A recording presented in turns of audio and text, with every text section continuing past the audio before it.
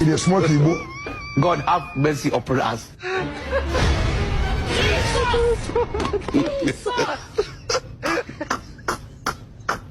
Hey!